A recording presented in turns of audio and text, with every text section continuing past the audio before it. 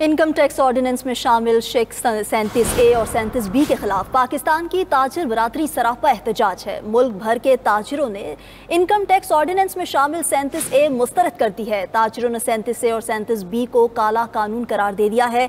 सदर KCCI जावेद बलवानी का कहना है कि ये दिफात पाकिस्तान के बिजनेस फ्रेंडली इमेज को नुकसान पहुँचाएंगी।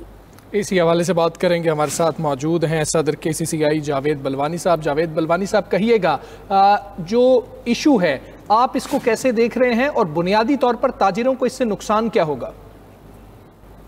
बिस्मिल्लाहिर्रहमानिर्रहीम। देखिए 37A और 37B सेक्शन जो है ये सेल टैक्स की है और ये सेक्शन जो है इसके अंदर इन्होंने ये कहा है कि कोई भी ताजिर को हम 5 करोड़ की कोई इसकी करप्शन नजर आएगी और वो चाहे 15 साल का डेटा चेक करेंगे उसके अंदर, तो हम उसको अरेस्ट कर लेंगे और उनका अकाउंट सीज कर देंगे और उनके अकाउंट में से पैसे भी निकाल के ले जाएंगे। तो ताजिर बिरादरी, आप अगर यूं देखें, वैसे इनकम टैक्स डिपार्टमेंट या FBR डिपार्टमेंट या सेल टैक्स डिपार्टमेंट कभी भी ताजिर बिरादरी पे इन्होंने केस बनाए हैं। अगर 100 केस बनाए हैं तो 100 में से 99 केस या 98 केस जो हैं अगर कोर्ट में गए या RTO और FTO में गए तो उसके फैसले टैक्स पेयर के फेवर में आते हैं। 1-2 केस ऐसे होते हैं जो कमिश्नर RTO ऑफिस के उनके फेवर में या RTO के फेवर में आते हैं। इसका मतलब ये है कि 98 या 99% केस जो हैं वो ऐसे बनते हैं जो गलत बनते हैं, इसलिए कोर्ट से फैसले उनके फेवर में आते हैं टैक्स पेयर के। हम इसमें ये देखते हैं कि ये ऐसा कानून बनाया है कि आप तो किसी के ऊपर केस बना दें और अरेस्ट कर लें तो उसकी तो इज्जत गई बेचारे की, उसकी तो उसका कारोबार बंद हो गया और फिर उसके बाद उसको फेवर में फैसला आ जाए तो जिसने केस बनाया उसका क्या होगा और उस बेचारे की इज्जत चलेगी, उसको इज्जत वापस कौन देगा?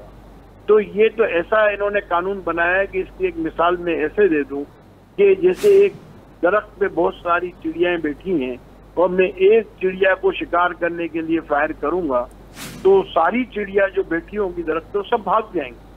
वो भाग जाएंगी तो मतलब अगर इन्होंने एक भी केस बनाया तो बिजनेस कम्युनिटी वैसे ही इस मुल्क से गई, काफी फ्लाइट ऑफ कैपिटल हुआ है, इंडस्ट्री शिफ्ट हुई है, लोगों ने दुबई में और UAE में बेहिसाब रजिस्ट्रेशन कराई है, सोशल मीडिया में भी चल रहा है। अगर आप वेबसाइट पे जाके चेक करें वहाँ की चैम्बर में कितने लोग पाकिस्तान से रजिस्टर्ड हुए हैं, ये और चले जाएंगे इस मुल्क को छोड़। ठीक है जावेद बलवानी साहब, इसका हल क्या है? क्या ह्यूमन फैक्टर को खत्म कर दिया जाए या जो बेस वैल्यू है उसको बढ़ा दिया जाए, 5 करोड़ से ऊपर कर दिया जाए?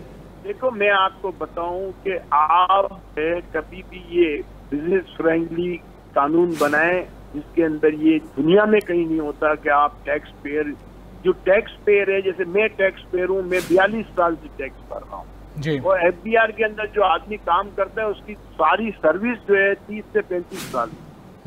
आप मुझे बताएं, मेरा उनसे पुराना ताल्लुक FBR से, मुझे अल्लाह ना करे कोई अरेस्ट कर जाए तो अरेस्ट करने क्या है कि अगर आपने एक को पकड़ लिया और उसकी लिंक के अंदर चेन में जितने लोग होंगे सबको पकड़ेंगे आप। तो ये कैसे हो सकता है? और ये थोड़ी होता है आप शोकोज नोटिस भेजें वो उसका जवाब दें जो तरीकेकार होता है। अब आप टैक्स नेट बढ़ाना चाहते हैं, टैक्स नेट कम करना चाहते हैं, सबसे पहले तो सवाल ये पैदा होता है। एक इन्होंने 144C बनाया है, उसको अगर आप पढ़ें उसके अंदर उन्होंने जो टैक्स नेट में नहीं है उसको सब चीज की इजाजत दी है, मकान भी खरीद लो, ये भी कर लो, वो भी कर लो, इतने का ट्रांसफर भी कर लो। नहीं तो समझ में नहीं आता है किस टाइप के कानून बना रहे हैं कि टैक्स नेट के अंदर जो लोग हैं उनको सपोर्ट करने के लिए कानून बना रहे हैं, ये टैक्स नेट में जो लोग नहीं हैं उसको सपोर्ट करने के लिए। आपको मालूम है कि पाकिस्तान के अंदर डॉक्यूमेंटेड इकोनॉमी जो है, अगर टोटल इकोनॉमी का हिस्सा चेक करें तो 40%, 60% जो है अनडॉक्यूमेंटेड इकोनॉमी। अनडॉक्यूमेंटेड इकोनॉमी को आप डॉक्यूमेंटेड इकोनॉमी करेंगे कि डॉक्यूमेंटेड इकोनॉमी को अनडॉक्यूमेंटेड इकोनॉमी करेंगे? असल मसला ये, तो ये बिजनेस फ्रेंडली इनको ज़बानी जमा खर्ची करने से कोई फायदा नहीं। और आप एक जगह प्राइम मिनिस्टर और फाइनेंस मिनिस्टर ये बात करते हैं कि हम आर्टिफिशियल इंटेलिजेंस करेंगे, हम फेसलेस सिस्टम बनाएंगे, अब हम ह्यूमन इंटरवेंशन खत्म करेंगे। फिर उसके बाद बोलते हैं अरेस्ट भी करेंगे।